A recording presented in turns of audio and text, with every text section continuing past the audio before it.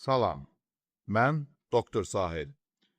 Bugün biz tibbdə bir qədər çaşqınlıq yaradan, amma əslində altda yatan, məntiqi olan vəziyyətlər, yəni əslində hipertenziv kriz olmayan, amma kriz sayılan hallar barədə danışacağıq. Çünki bu hallar nəinki adi şəxsləri, həm də tibb işçilərində yanlış yönləndirir. Özü də bu yanlışlıq uzun illər klinik təlimatlarda da əksini tapıb və uzun illər mübahisələrə səbəb olub. Çünki illər ərzində klinik praktikada arterial təzyiqin qəfil və ciddi yüksəlmələri ağırlaşmış hipertonik kriz və ağırlaşmamış hipertonik kriz olaraq iki qrupa bölünürdü.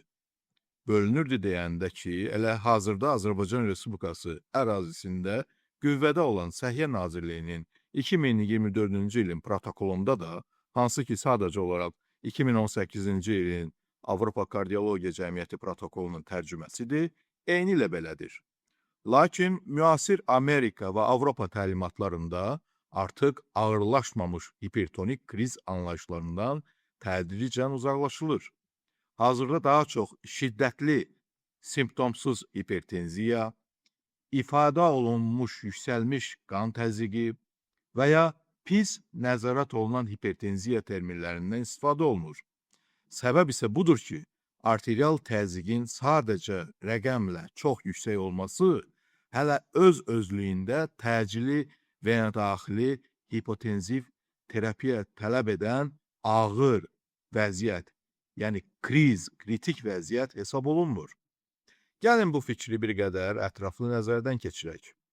Ümumiyyətlə arterial təzyiq, ürəyin dəqiqəlik həcmi, sistem damar müqaviməti, dövran edən qan həcmi, qanın özlülüyü, damar divarının elastikliyi göstəricilərinin məcmusu deməkdir. Əgər dövran edən qan həcmini, qanın özlülüyünü və damar divarlarının elastikliyini verilmiş şəxs üçün və verilmiş hal üçün sabit hesab etsək, o zaman arterial təzyiq ürəyin dəqiqəlik həcminin və sistem damar rezistentliyinin hasilinə bərabərdir. Orta arterial təzyiq anlayışı da ayırd edilir. Orta arterial təzyiq göstəricisi kimi riyazi hesablama olaraq 2 diastolik arterial təzyiqi və 1 sistolik arterial təzyiq göstəricisinin 3-ə olan nisbəti nəzərdə tutulur.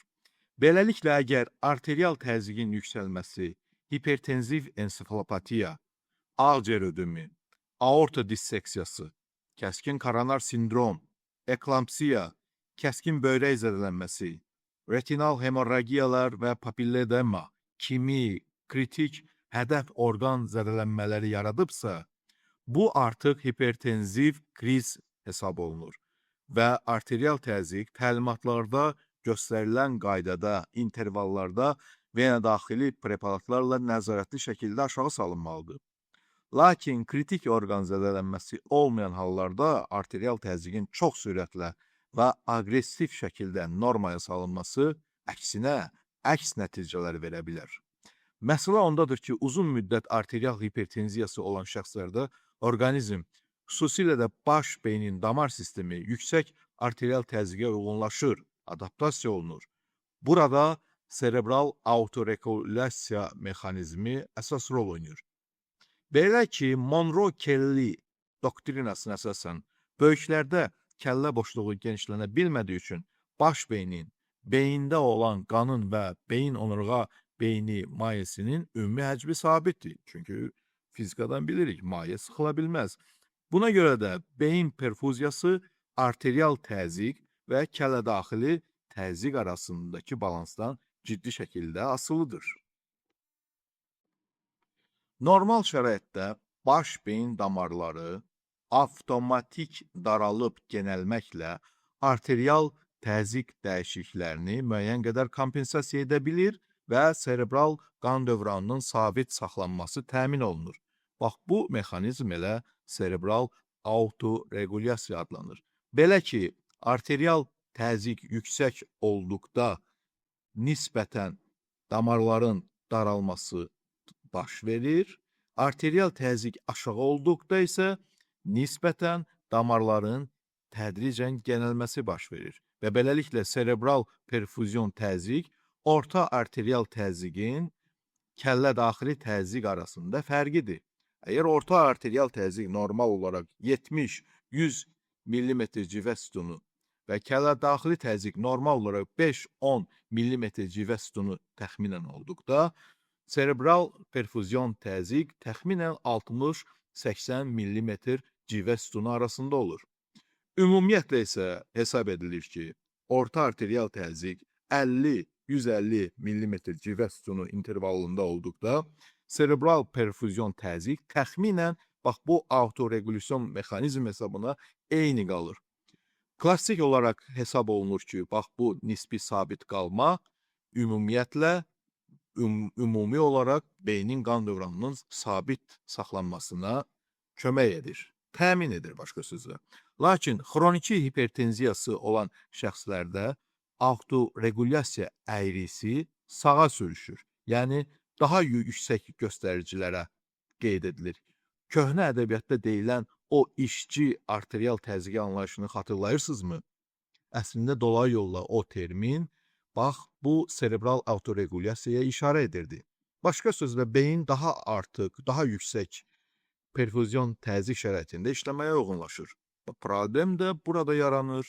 Əgər illərlə yüksək arterial təzyiq şəraitində yaşamış xəstədə arterial təzyiq daha yüksəyə qalxdıqda və biz onu rəqəmlərə baxıb 200-210 görərək hədəf orqanın zədələnməsini diqqət etmədən görəndə ki, hətta hədəf orqanın zədələnməsi yoxdur və sadəcə rəqəmlərə görə arterial təzyiqi qısa müddətdə sürətli, aqressiv şəkildə normal göstəricilərə endirsək, bu zaman kompensator daralmış vəziyyətdə olan serebral damarlar vaxt edə bilmir və kifayət qədər sürətlə genələ bilmir. Nəticədə serebral perfüzyon təzyiq kəskin azalır və beynə gedən qan axını aşağı düşür və paradoksal bir vəziyyət yaranır. Biz xəstəyə yardım göstərməyə çalışırıq, arterial təzyiqi o normal göstəricilərə aşağı salmağa çalışırıq, lakin beyində hipoperfuziya inkişafdır. Nəticədə xəstədə baş gicəllənmə, kəskin halsızlıq, huşun pisləşməsi, bayılma və hətta işemik insult qeyd edilə bilir. Bu risk xüsusilə yaşlı şəxslərdə, şəkərli diabeti olanlarda, aterosklerozu olan xəstələrdə, uzun müddət hipertenziyası olan insanlarda daha yüksəkdir. Özü də problem təkcə serebral perfuziya ilə məhdudlaşmır.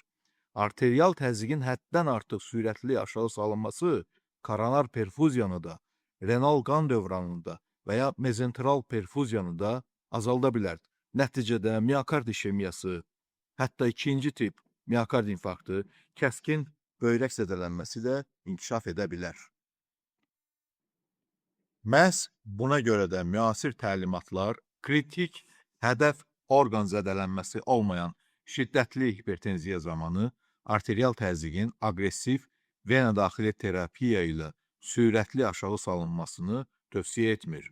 Bir zamanlar elə bizim ölkəmizdə də çox geniş istifadə olunan, sürətli təsir edən dilaltı nifedipin də məhz bu səbəbdən artıq məsləhət görülmür.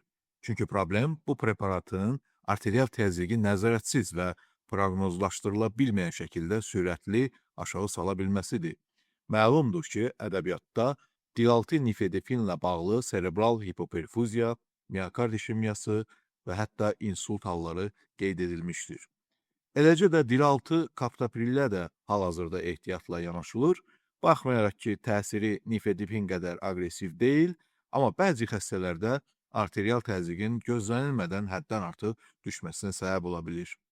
Eyni yanaşma postsovet məkanında uzun illər istifadə olunan və əslində indi də ölkəmizdə geniş davam edilən vena daxili dibazol papaverin inyeksiyalarına da aiddir. Bu preparat kombinasiyasının arterial təzyiqə təsirini proqnozlaşdırmaq mümkün deyil. Bəzi şəxslərə heç təsir etmir, digərlərində isə qəflətən arterial təzyiqi aşağı salır. Əlbəttə, arterial təzyiqi sürətlə aşağı salmamaq qaydasının istisnaları mövcuddur. Əsl hipertenziv krizlərdə yanaşma hallardan asılı olaraq təbii ki, fərqli ola bilər.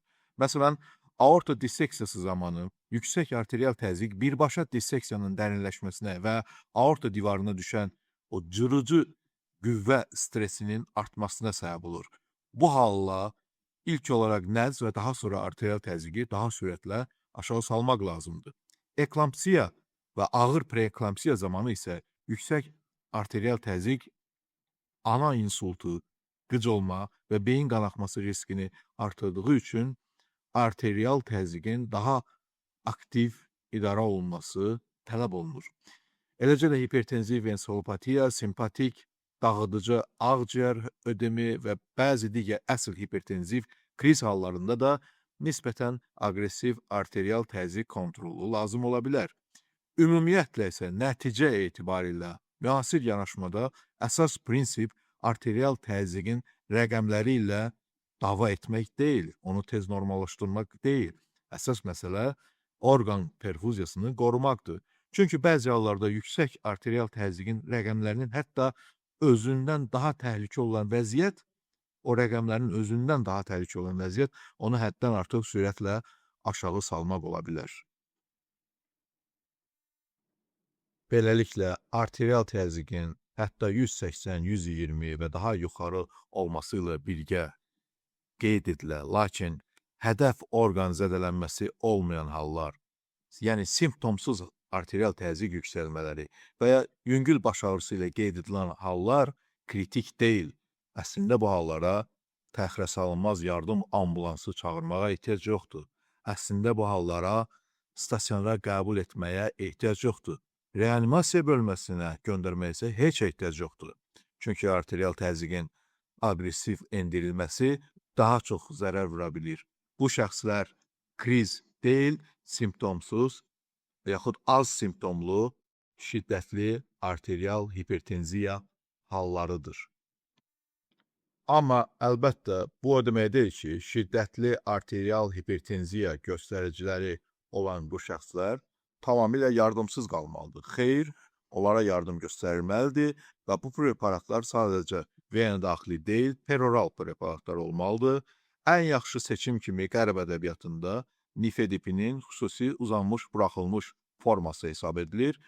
Bu preparat nikardipinin əslində vena daxili istifadə olunan preparat olan nikardipinin peroral bir ekvivalenti kimi də sayıla bilər. Çünki cəld və kifayət qədər effektiv təsiridir. Başlanma təxminən 2 saat sonra olur. Təsiri daha müddəti isə 24 saat sürür. İlk doza 30 mg və ya 60 mg doz arasındadır. Maksimal doza isə 90 mg gün arasında ola bilər. Digər preparatlar isradipin və labetalol da qərb ədəbiyyatında alternativ seçimlərdir. Lakin bizdə, ölkəmizdə bu preparatlar mövcud deyil. Adi nifedipin tabletləri təzyiqi qəfil aşağı sala bilər. Ona görə də istifadə edilməməlidir. Bir daha təkrar edirəm. Və adi nifedipin tableti nifedipin uzanmış buraxılma tableti kimi deyil. Bu preparatların təsiri tamamilə fərqli ola bilər. Digər faydalı olan vasitələr angiotenzin çevirici ferment inhibitor və angiotenzin reseptor blokatoru seçilmiş vəziyyətlərdə üstünlük verilə bilər. Xüsusilə bura aid sistolik ürək çaşmazlığı olan hallar, olan pasientlər və yaxud əvvəldən angiotenzin çevirici ferment inhibitoru, angiotenzin reseptor blokatoru alan pasientlər. Hansı ki, əslində praktikada çox şəxs bu preparatlar qəbul edir, lakin kontrolsuz qəbul edir, yəni vaxtı-vaxtında qəbul etmir və əslində onların şiddətli hipertenziyasının səbəbi də dərman rejiminə düzgün riayət etməməsidir. Bax, bu şəxslərdə kaptopril xüsusilə istifadə etmək olar, amma yenə kaptoprilin dil altı forması deyil, peroral forması tövsiyə edilir. Həmçinin digər yumşaq təsir göstərən preparatlara da lozartan, telmisartan, eləcə də klonidin və hətta bəzi hallarda prazosin də istifadə edilməsi qərb ədəbiyyatında tövsiyə edilir. Lakin peroral amlodipin və ya metoprolol isə peroral olaraq qəbul edilməsi, arterial təzyiqi o şiddətli hipertenziya hallarında qəbul edilməsi mənasız sayılır, çünki bunların təsiri kifayət qədər geç qeyd edilir. Beləliklə, kriz olmayan bu kriz sayılan hallar barədə bugünlük bu qədər. Hamınıza möhkəm can sağlığı arzulayıram. Şərhləriniz, iradlarınız varsa, mütləq qeyd edin. Sağ olun.